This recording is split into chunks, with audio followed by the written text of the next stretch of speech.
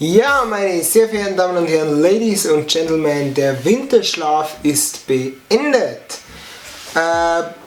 Ihr habt lange nichts von mir gehört, weil ich nicht wirklich irgendwie Zeit oder irgendwie Möglichkeiten gehabt habe, irgendwas zu machen. Aber, wie gesagt, der Winterschlaf ist beendet und wir starten mit einem neuen knackfrischen Thema ins Jahr 2016. Los geht's! Heute haben wir das Thema Berufe. Es gibt verschiedene Berufe, deren Namen auf Bayerisch anders ausgesprochen werden wie im Rest von Deutschland. Hier ein paar Beispiele. Ein Schuster. Ein Schuster, der ist uns allen bekannt, der repariert Schuhe und macht Schuhe. Da ist die Abweichung im Bayerischen nicht ganz so groß, das ist bei uns einfach der Schuster. Da hört man wieder das typisch oberpfälzische Oh, Schuster. Der nächste war der Tischler. Der Tischler wird eigentlich im ganzen Süden von Deutschland als Schreiner bezeichnet. Das ist bei uns eine offizielle Berufsbezeichnung, also das ist nicht jetzt ein Nährdialekt, sondern das ist wirklich dann die offizielle Berufsbezeichnung. Dann haben wir noch jemanden aus dem Handwerk und zwar den Klempner. Ein Klempner ist bei uns der Spangler.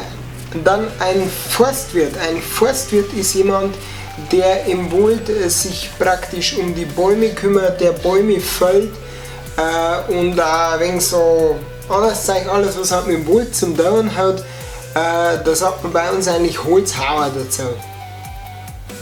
Weil der ja praktisch das Holz, also Fällen, Hauer ist wahrscheinlich.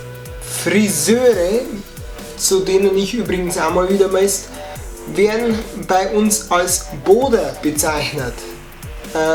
Ich kann es nicht genau sagen, woher das kommt, vielleicht weiß irgendjemand von meinen Abonnenten, der dürfte das gerne in die Kommentare schreiben. Friseur ist ein Boder. Ein Schornsteinfeger ist bei uns der Schlotfeger. Schlot kommt von Schlot, also der Schlot ist der Schornstein. Eine Bestattungsfachkraft wird bei uns als Domgruber bezeichnet. Das kommt nur von früher, also die Toten vergraben mit Domgruber. Ein Zahnarzt, und das ist jetzt wieder etwas speziell, wird aufgrund seiner Tätigkeiten rund um Zahnspangen immer mehr als Pfotzenspangler bezeichnet.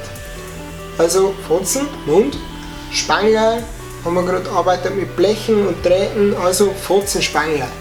Und zu guter Letzt haben wir noch den Stuckateur. Der Stuckateur ist bei uns ein Putzer, weil der Gebäude verputzt mit Putz und deswegen ist es ein Putzer.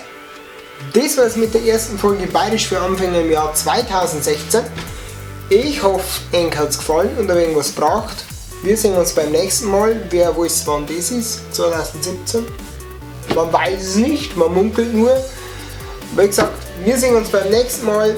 Ihr seid freundlich. Servus.